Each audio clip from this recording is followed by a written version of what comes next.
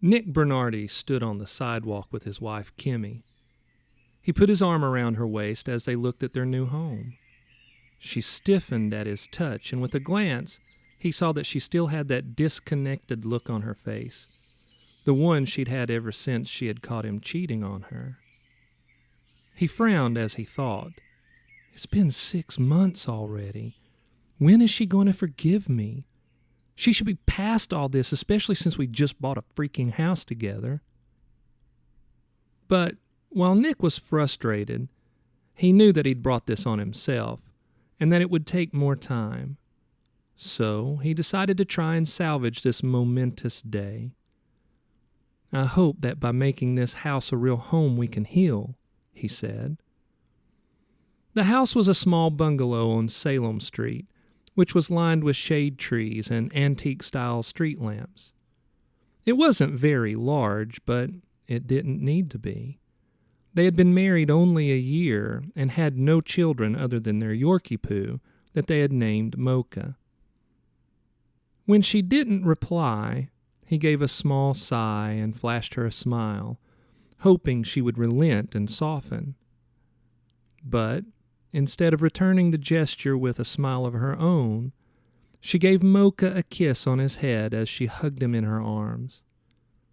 Mocha was adorable, with bright eyes and black and brown fur that was so curly and so soft that, at first glance, it made him look out of focus. He returned her kiss with a lick of her chin and gave a happy wag of his tail. A Mercedes pulled to the curb, and Megan Crawford got out and walked over to them. She looked more like a model for a sports clothing line instead of one of Nevermore Hollows' most successful realtors. She was dressed as if headed to a yoga class instead of doing a final walkthrough of the house. She had squeezed herself into a pair of black stretchy leggings and wore a cropped workout tank top that had the same effect as a push-up bra. Her ample cleavage and firm midriff were on full display. Nick knew Kimmie was jealous of Megan's athletic beauty. Thus far, she had not let her jealousy metastasize, partly because in previous meetings, Megan had dressed more conservatively. But, seeing her now, dressed in such seductive attire, he knew he had to be careful not to give Kimmie any reason to doubt his new commitment to their marriage. Kimmie's eyes darted from Megan's cleavage to Nick's face, trying to determine if he was looking. Nick forced himself to keep his eyes focused on Megan's face instead of the parts of her body she was so proudly showing off. Megan shook their hands. She seemed to hold on to Nick's a heartbeat too long, and he could see Kimmie's eyes narrow just a bit before she caught herself and forced them to smile. "Well, here we are," Megan said. "A final walkthrough, and then it's all yours." She handed them each a set of keys to the doors. "Will you be moving in tomorrow?" "No," Nick said. "We'll be moving in today. Still being basically newlyweds, everything we have fit into one small moving truck, and it should be here in about an hour." "Excellent," Megan said as she removed a pink hair tie from her wrist. She used it to put her long blonde hair into a ponytail. "I just love new beginnings. Let's get started, shall we? I have a spin class after we're done here." She led them up the cobblestone walk to the front porch. Nick made sure to look up at the brightly colored fall foliage that graced the neighborhood instead of Megan's seductive wiggle. As they stepped onto the porch, he glanced over at Kimmie and gave her another smile. Kimmie frowned, then glanced at Megan's butt. Nick was disappointed to see that even Mocha seemed to frown at him. "I'm not even looking at you, you furry little mutt," he thought. As if Mocha had read his mind, he growled disapprovingly at Nick. Megan nodded at the door. "I'll allow the both of you the honor of stepping inside first." As Nick unlocked the door, Kimmie defiantly positioned herself between him and Megan. He pushed the door open and motioned for her to step inside, but she shook her head and said, "You first." Damn it, he thought. This should be a happy, exciting moment, but Kimmie's distrust is making this awkward and bringing a negative energy. He forced a smile and said, "Thank you, honey." The women followed him inside. They stood in the den. To the right was the kitchen, and just past the den, at the back of the house, were 2 bedrooms. The master was on the left, which had a door that led out onto another small porch. Nick and Kimmie had fallen in love with the house the first time they saw it. When their offer had been accepted, they spent a whole day discussing how they were going to decorate. That was the first time since the discovery of his infidelity that he felt there was any real healing between them. It had seemed as if Kimmie was starting to forgive him, until this morning as they drove into town. Nick had been behind the wheel, Kimmie in the passenger seat. The closer they had gotten to their new home, the quieter she got. Suddenly, she turned to him. "Do you think Megan is sexy?" Damn it, Nick thought. If I told you she wasn't, you would know I was lying. So yes, she's very attractive, but Kimmie, babe, I only want you. You are my world. Kimmie looked out the window. I wasn't your world when you were screwing Leela. Nick kept his frustration in check. This wasn't the first time she'd made a statement like this, but he had hoped that she was now beyond throwing it up in his face. I have apologized to you 1,000 times, honey. I can only try to prove to you that I'm a new man and that you are all I want. I will never do anything like that again. Kimmie said nothing else to him until she had told him to be the first one to step inside their new home. As they stood in the unfurnished den, Nick said to Kimmie, I can't wait until the truck gets here with our stuff. I'm looking forward to putting things in order with you tonight, babe. Then we can grab a pizza from somewhere and just hang out together. What do you think? Before Kimmie could respond, Megan put her hand on Nick's arm and said, Oh, we have an amazing pizza place on Main Street. It's called Dante Inferno's Pizzeria. You're gonna love it. It's so delicious. Nick saw Kimmie's eyes dart to Megan's hand on his arm. He knew she was going to bring this up after Megan was gone. They took a few minutes to do a final walkthrough. Then Megan gave them both a hug and then left. She jogged to her Mercedes and sped away. Thankfully, before either of them could say anything, the movers arrived. They kenneled Mocha and spent the next hour helping the 2 beefy men unload the truck. When they were alone, Nick said, We missed lunch and it's getting dark out. You want to take a break and grab some of that pizza Megan told us about? Kimmie had looked angry the whole time they'd been unloading. She gave him an accusing glare. Do you want to grab some of Megan? From the kennel, Mocha gave a short bark as if to say, Give him hell, Mom.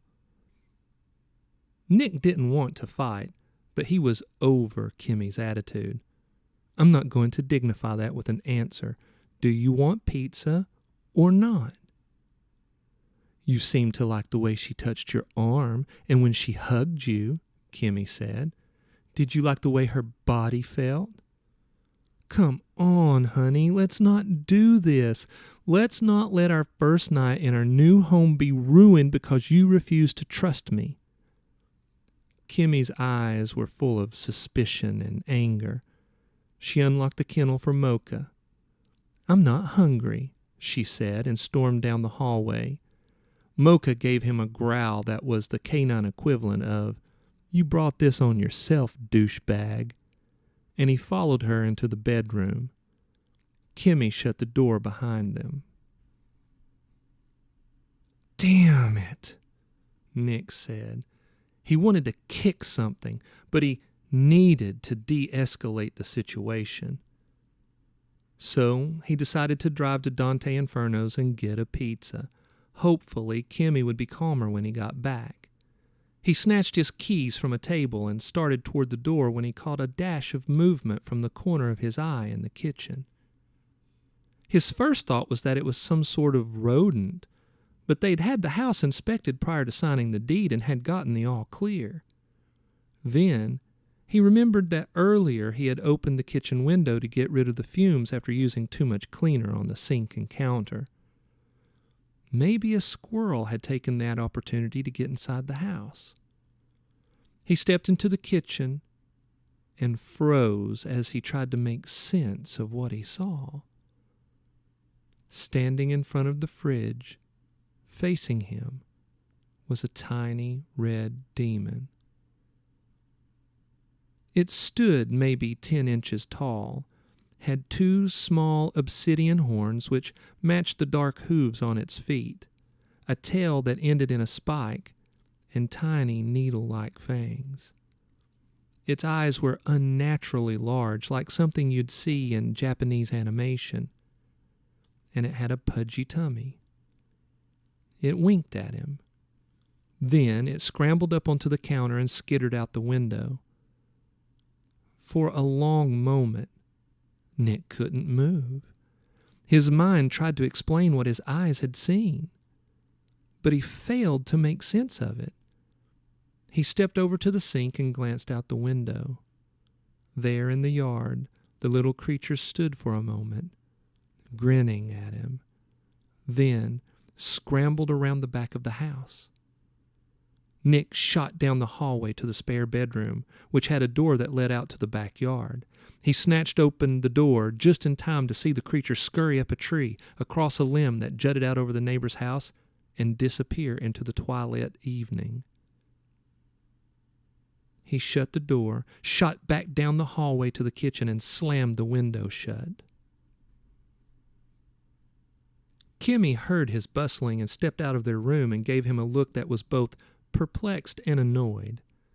"Why are you making all this racket? Are you mad because I saw how you and Megan seemed to be getting along so well?" "Damn it, Kimmie," he said. "That's not what's going on. There was this creature in the kitchen. It must have gotten in through the open window." Kimmie was not an outdoorsy person. Other than Mocha, she didn't like any animal, especially any that could be considered wildlife. Her expression went from accusation to concern. "You don't think it was a raccoon, do you?" "It wasn't a raccoon," he said. "It was way too small, and it looked like a—" He trailed off as a sudden thought hit him. He'd seen a picture of this creature in a book he once read about superstitions in the Dark Ages. The book had pictures of all the supernatural beings that the folk of the time believed in. And what he had seen standing in their kitchen was a small demon-like creature called an imp. "It wasn't a rat, was it?" Kimmie said. "I don't want our new home to be infested with rats." Nick shook his head. Already he was questioning what he had seen. Surely his mind had been playing tricks on him. It wasn't that," he said. "Besides, it's gone now, and I've shut the window, so we're good. Look, babe, let's start fresh and go get some pizza and come back and try to enjoy our first night together in our home. Please?" Kimmie softened at the sincerity in his voice. "Okay. And Nick, I'm sorry. I truly am, but it's only been 6 months since finding you in our bed with another woman, and it's going to take longer than that. Especially when I see someone as beautiful as Megan flirting with you. Nick didn't think that Megan had been flirting, but he let it go. I understand, babe, I do, but I promise all that is behind me.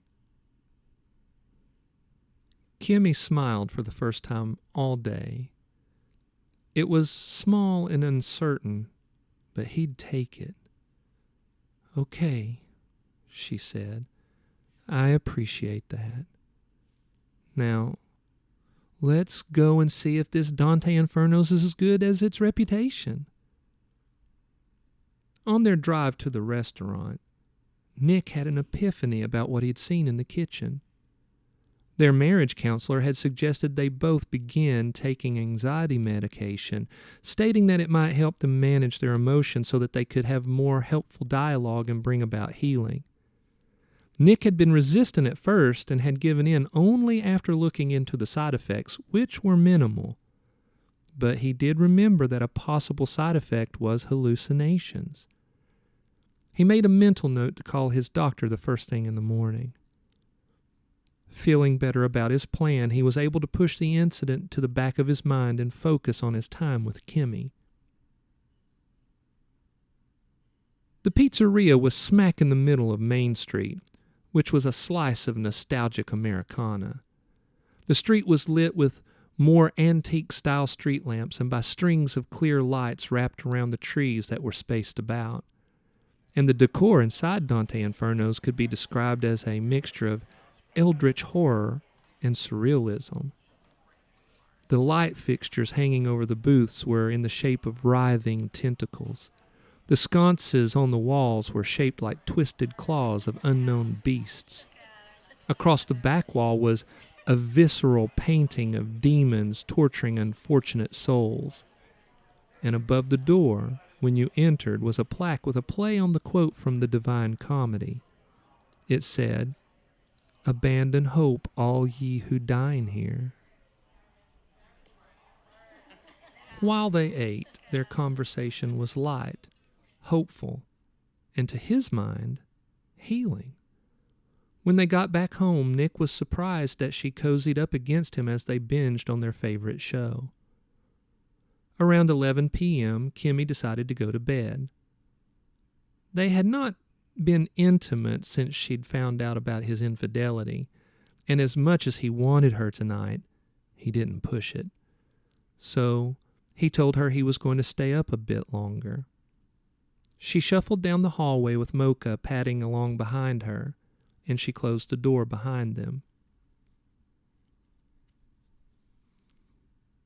He grabbed a book and a couple beers. He drank and read while trying to relax. It took some effort because he kept thinking about Kimmie's jealousy, which led him to think about how gorgeous Megan was. But finally, around midnight, the beers kicked in and he fell into a deep sleep. At some point, he was awakened by a sound. It felt as if he were drugged, and he had to force his eyes open. He was sprawled on the couch, and on the coffee table was the imp. It sat cross-legged and held his phone in both its tiny hands. Nick tried to move, to snatch his phone, but his body was heavy, and he had no control of his arms. The imp turned its anime eyes on him and gave a devilish smile. Then, though he resisted, Nick fell back into a deep sleep. The next morning, he opened his blurry eyes to find Kimmie standing over him, holding his phone. It didn't surprise him because one of the conditions the therapist had put in place was that his phone would be available to her whenever she wanted. He pushed himself up. "Hey, babe, sorry I didn't come to bed. I fell asleep." He was going to say more, but as his sight cleared, he saw the look on her face. She looked pissed. "Why did you text Megan during the middle of the night?" she asked. Suddenly he remembered that he had seen the imp holding his phone. His mind spun as he tried to make sense of what was happening. "What do you mean?" he asked. "At 1:30 this morning, you asked her to call you," Kimmie said. Her hand was shaking from the emotions she was trying to control. "Why did you do that?" Now, fully awake and thankful that the text was as benign as it was, he came up with an excuse that he felt would work. "I was thinking about the critter I saw. I know that any infestation is supposed to be disclosed before the sale, but I wanted to speak with her just to make sure and get her advice." Kimmie's eyes remained infected with suspicion, but she relented. "Okay, I guess that makes sense, but why didn't you wait until this morning to text her? Why do it in the middle of the night?" Nick shrugged. "I drank a couple of beers after you went to bed. Due to such a long day, they hit me pretty hard. I guess I wasn't thinking it through clearly. I'll apologize to her if she calls." Kimmie seemed to accept his explanation and handed him his phone. "We have no food in the house, and I'm going to run to the store and grab something to make for breakfast. I'll call her while I'm out, and I'll speak to her about it. Does French toast sound good to you?" Nick felt a surge of hope. Kimmie had not cooked for them in months. They always ate out. "Yeah, babe, that would be great." After Kimmie left, he called his doctor, who told him that while it would be a rare occurrence to have a hallucination on his specific medication, it was possible due to the fact that he had had the alcohol on top of all the stress of moving and repairing his marriage. It was also possible that he could have texted Megan in the middle of the night as part of that hallucination. The doctor told him to eat, rest, and reduce his stress. "Doctor's orders," he said after he hung up. He laid back down on the couch until Kimmie got home. After they ate breakfast, they decided to spend the rest of the day exploring their new hometown. They visited Lovecraft Park, where for the first time in weeks, they held hands as they walked around the fountain, which was shaped like a massive squid-like creature with too many eyes.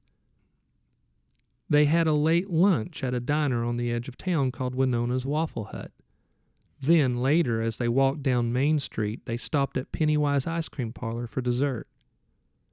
They got home a little after 9 p.m. and plopped down on the couch. Kimmie moved toward him and gave him a deep kiss that, while not passionate, had the hint of desire. She pulled back when he rubbed his hand up her thigh. "No, not that. Not now. Let's just do a little bit more of this." Nick was frustrated but didn't let it show. This was real progress. So they spent a few more minutes kissing. Then, when it was heating up to the point of no return, Kimmie disengaged, apologized, and went to bed, leaving Nick alone again on the couch. He decided to switch on the television. As he reached for the remote, he heard a noise coming from the spare bedroom, which they had turned into a home office, because he sometimes worked remotely. He strained to listen. There it was again. A soft scraping. No, not scraping. A tapping. Like someone was typing on the keyboard of a computer. It wasn't Kimmie. She was in their bedroom. He stood and looked down the hallway. The office door was open, but the only light was a soft computer screen glow. He crept closer, peered inside, and his heart skipped a beat when he saw that the imp had returned. And it had changed. Its horns were now longer and twisty. Its eyes were no longer anime cute. They were smaller, darker, piercing. It still only stood 10 inches or so tall, but instead of having a pudgy belly, it was now rippling with muscle, and its skin had morphed from bright red to dark crimson and had taken on a leathery texture. Its fangs were thicker, sharper. It sat on top of his work desk in front of his open laptop. It leaned forward and used its black-tipped fingers to type on the keyboard. It noticed him when he peeked inside, and it looked up at him. It gave another wicked smile. Then it shot up, bounded off the desk, and straight at him. Nick's heart pounded as he jumped back into the hallway. "Shit!" he hissed. The imp ran toward the den. Nick grabbed a golf club from the bag that he kept leaning against his desk, and he gave chase. Kimmie stepped out of the bedroom with sleepy eyes. "Nick, can you tone it down? I'm trying to sleep." The imp jumped over the couch and was now standing on the coffee table.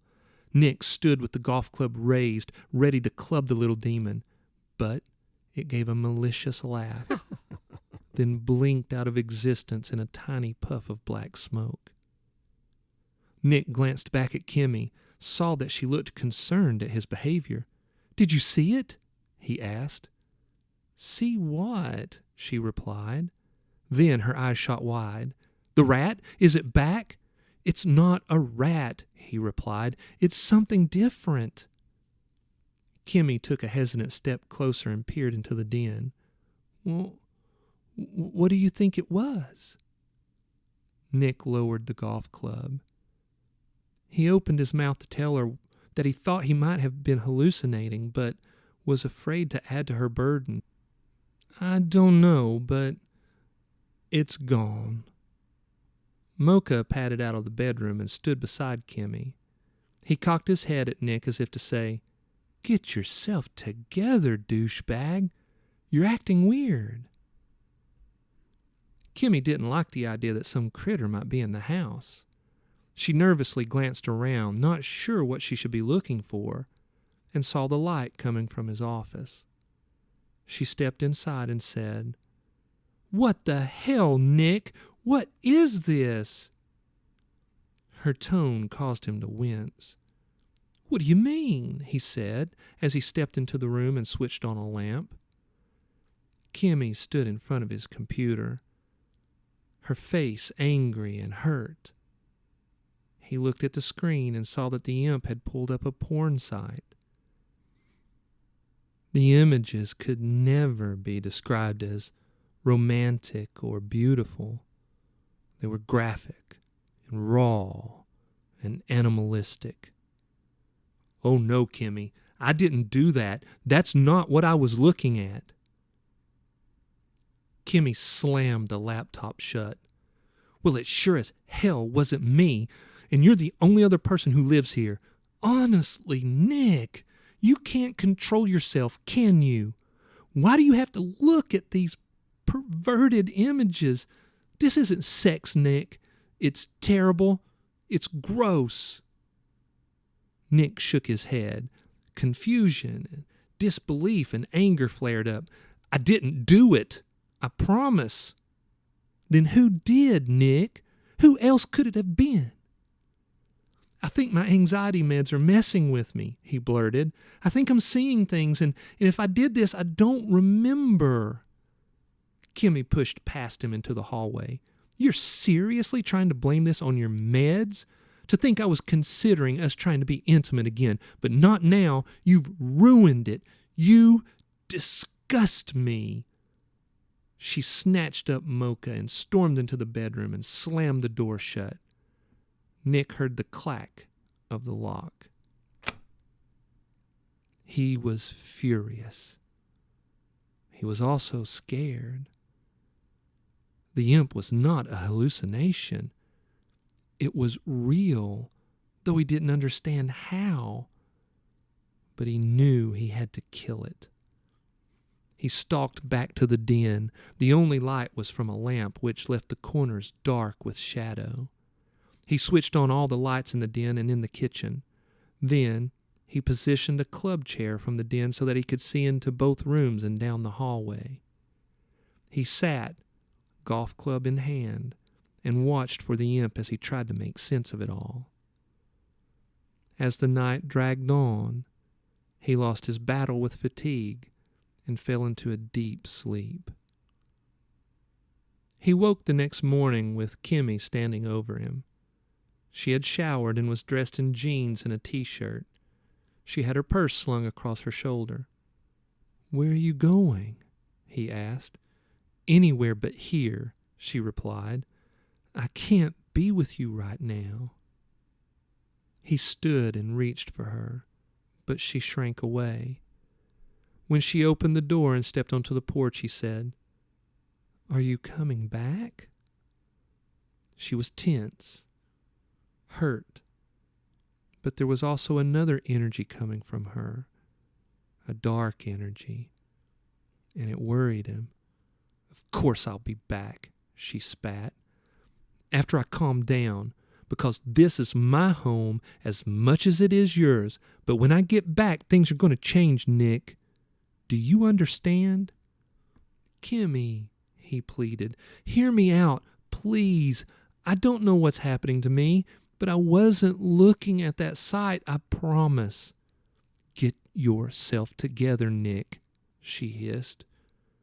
"I've got to figure this all out, but if I give you another chance, it will be the last.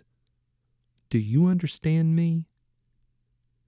Before he could answer, she turned and stalked off the porch and got into her car and left. He stood there, mind swirling at how his attempt to heal their marriage was devolving into madness. Suddenly, from inside the house, Mocha growled and started barking. "Now what?" Nick said aloud. Then Mocha gave a terrible squeal that was choked off into a gurgling whimper. "Crap!" Nick said, and ran into the house. He shot down the hallway and pushed the door open and looked inside. The imp was back. Its horns were more gnarled, and it flicked a forked tongue between its black lips. It stood beside Mocha, who lay on his side in a spreading pool of blood. The imp was stabbing the poor dog with a razor-sharp paring knife that it had taken from the kitchen. Repeatedly, the blade sunk into Mocha's body with a wet thud. Nick stood in horror, his mind reeling at the gory sight. Finally, the imp rammed the knife into Mocha's throat and left it there. It looked at Nick and gave the hateful giggle of a hellish child. Then it snapped its fingers and disappeared into an oily black cloud. Nick sprang into action. He rushed into the room and knelt beside the dog. "No, no, no," he said. "Mocha, come on, boy, please. Don't be dead. Come on, boy." But it was clear that Mocha was gone. Nick dropped back onto his bottom and leaned against the foot of the bed. He raked his fingers through his hair as he tried to make sense of what was happening, why it was happening. Long minutes passed as his mind raced. Then he realized that he needed to deal with Mocha's body and clean up the mess before Kimmie got back. She would be devastated, and they didn't need this right now, not when everything else was falling apart. He would tell her that Mocha had gotten out of the house and was roaming free. He'd done it before, and this would buy him some time. He rushed into the kitchen, grabbed a black plastic trash bag, paper towels, and some cleaner, then back to the bedroom. Thankfully, the house had hardwood floors, and the blood was easy to clean up. He carefully placed Mocha's body inside the trash bag, then tossed in the bloody paper towels. He tied it up and took a moment to consider how best to get rid of the evidence. Nevermore Hollows was a coastal town that butted up against the Atlantic and was surrounded on 3 sides by Dunwich Forest, which seemed dark even on the brightest of days. He could either try to dispose of the body in the ocean, which he wasn't sure he could do without being seen, or he could take it deep into the woods and bury it. Burying it seemed to be the best course of action. He grabbed a small garden shovel that Kimmie had bought so that she could maintain the flower beds and quickly loaded it, along with Mocha's body, into the trunk of his car. Then he drove out of town, past Winona's Waffle Hut, and pulled off the road beside what appeared to be an old hunting trail. He took Mocha's body and hiked a 1/4 mile up the trail until he found a small clearing. He dug a shallow grave and placed Mocha's body inside. He tossed in a shovelful of dirt, and Mocha whined. Nick stumbled back, nearly fell, caught his footing, then felt an oppressive energy like nothing he'd ever experienced. It came from the garbage bag. It came from Mocha. He gripped the small shovel, preparing to use it as a weapon. Inside the bag, Mocha squirmed. Nick wanted to run, but was held in place by the oppressive energy. Mocha continued to squirm, and Nick realized the poor dog was clawing through the bag. Mocha's blood-matted head popped free, and he turned his death-clouded eyes onto Nick's. Then, Mocha began to whimper and gag, as if choking. Nick watched in horror as a tiny red hand, tipped with black claws, snaked from Mocha's mouth. It was the imp. It pulled itself out of the dead dog with a squelch, then stood defiantly before Nick. And the tiny creature had changed even more than when it had last appeared. It was more grotesque. It was hunched and leathery, its horns twisted and gnarled. It locked its hate-filled eyes on Nick. Nick heard himself groan, and his horror morphed into something much more profound. He felt soul-withering shame. He was finally able to break the spell. He dropped the shovel and ran back to the car. He shot back onto the county road and roared back into town. As he drove, his mind raced. He realized that he was crying. Is it all real, or am I losing my mind? He had stopped crying by the time he got back home, and he was thankful that Kimmie had not yet returned, which gave him time to figure out what exactly to tell her. Whether he was losing his mind or the imp was real, she'd never believe him. So he decided to stick to the story that Mocha had run away. He'd tell her that he'd spent hours searching but had been unsuccessful. The story would hit Kimmie hard, but it was better than telling her the truth. He paced across the porch, nervously raking his fingers through his hair, feeling as if everything was spinning out of control. He was trying to focus on fleshing out his story when Kimmie returned home. She got out of her car and grabbed a handful of shopping bags, then stopped when she saw the look on his face. "What is it?" she asked. "You look terrible. Are you sick?" "Mocha's run off," he replied. She ran past him, dropped her bags onto the couch, and headed back out. "I've already been looking for him, Kimmie. He's nowhere to be found. You know he's run off a couple of times in the past and always made it back home, remember?" "But that was back in our apartment complex in Savannah," she replied. "He knew the area. This is a completely new town, Nick." "Okay, good point," Nick replied. He took a calming breath to steady his mind so that he could control the situation. "Then let's do this. We can make up a flyer, print off a stack, and start putting them up. But let's wait to see if he comes back tonight. Okay? If not, then we can start first thing in the morning." Kimmie was on the verge of tears when they stepped inside. She noticed Nick's laptop on the coffee table. Did you already make the flyer? Can I see it?" "Actually, I hadn't started," he said. "I wanted to wait on you." "I can't wait till tomorrow, Nick. Let's create one now, print off a few and put some up, at least in our neighborhood." She plopped down on the couch and keyed in the pin to unlock the screen, and then froze. Nick saw the disgust on her face, and his gut clenched.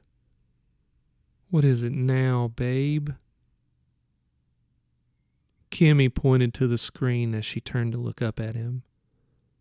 Her eyes were wide with shock, and her mouth hung open in disbelief.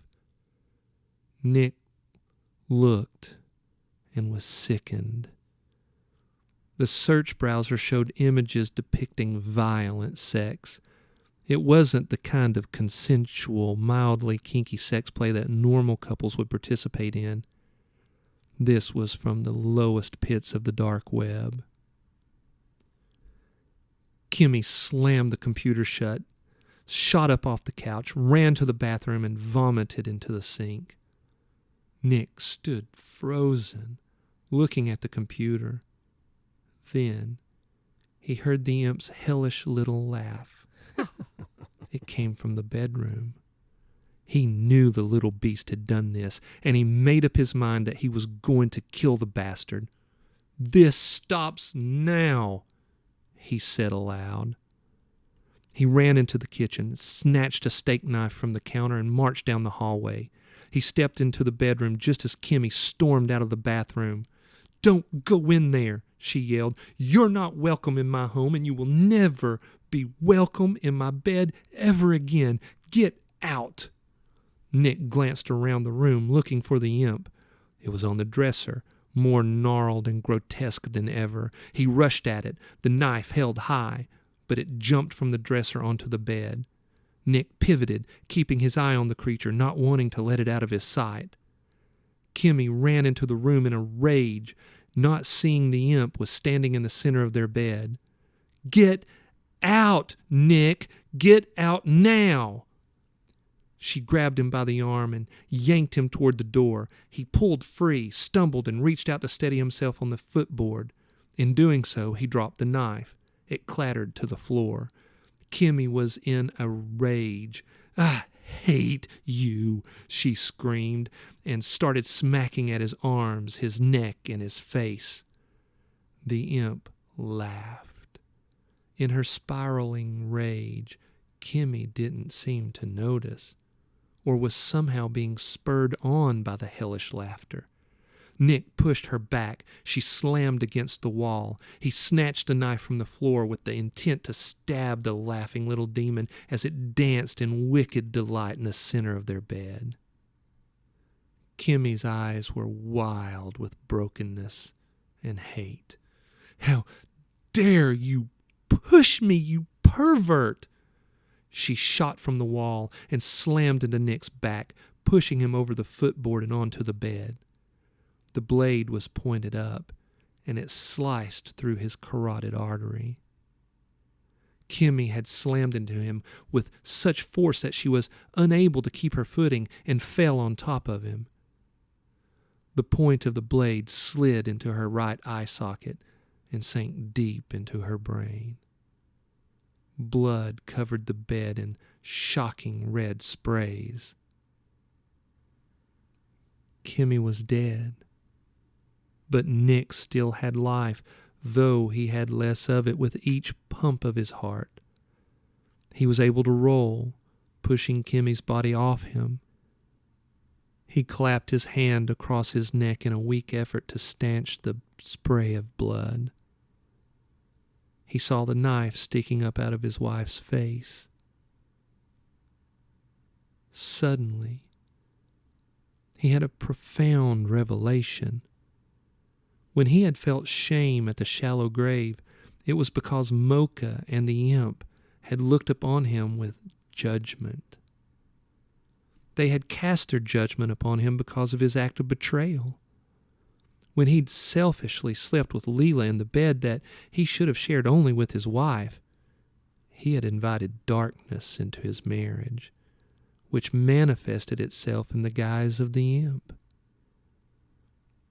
And as his heart stopped beating, he took his last breath and followed the demon's hellish laughter into the abyss.